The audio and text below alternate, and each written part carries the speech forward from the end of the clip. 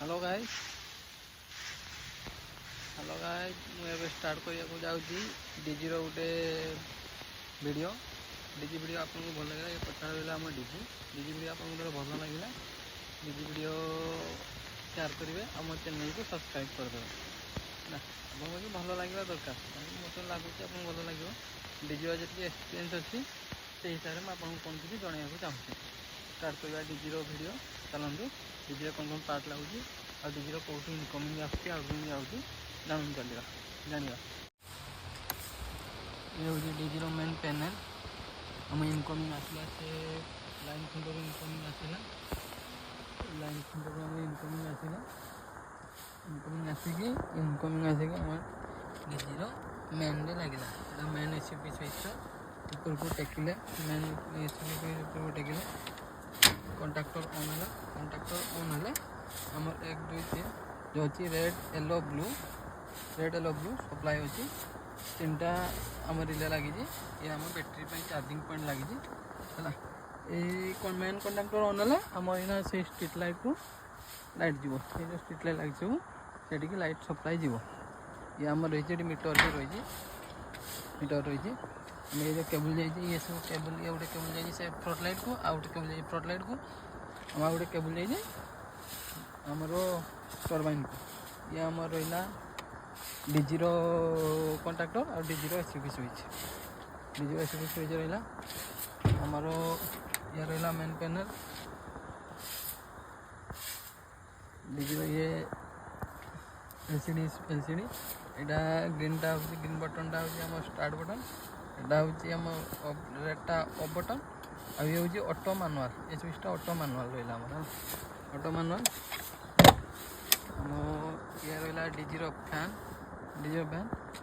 ये रहा आम डीजी कूलांट से ढला भी जाए कूलांट एटी भी ढाली पारे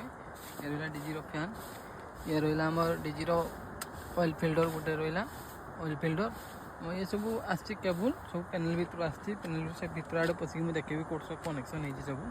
ये सब आम जो लगी देखो येलो येलो ये जिनस नंबरिंग हो जो वायरिंग कराए नंबरिंग वायरिंग कराए डीजी इंजिन हूँ ये डीजी इंजिन है आम गाड़ी जहाँ डीजी ता है गाड़ी जो इंजिन लगी था डीजी से इंजिन लगी था चलो देखा से बाटे कौन कौन लगी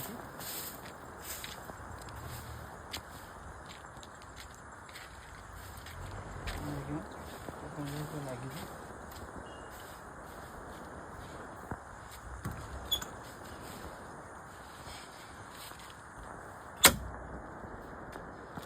मंगा आसिलु एटा खुलिबा ये हूँ डीजी फैन है ये डीजी फैन आ देखीदेवी लाइट टे ना गेट खोलिक आम देखीदेव खोलू पानु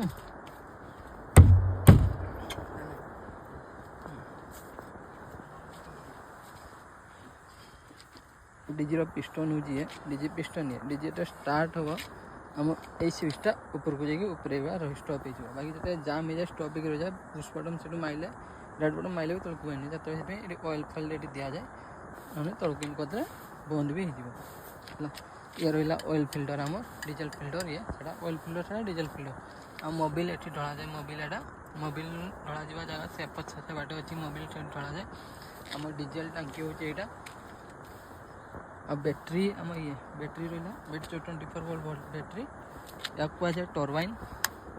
ये हूँ 160 kVA डीजी तो से जो रखी आम जो कहली कंट्रोल केबल ये सब कंट्रोल केबल जाइए सब कंट्रोल केबल सब जाइए ये सब डीजी को आम लैपटॉप रे ही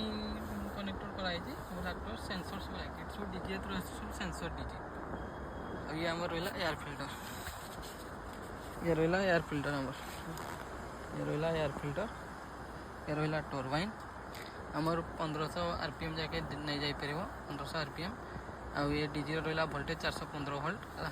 आम DG 160 kVA DG duty free 128 सब रही है तार सब जिनस रही आम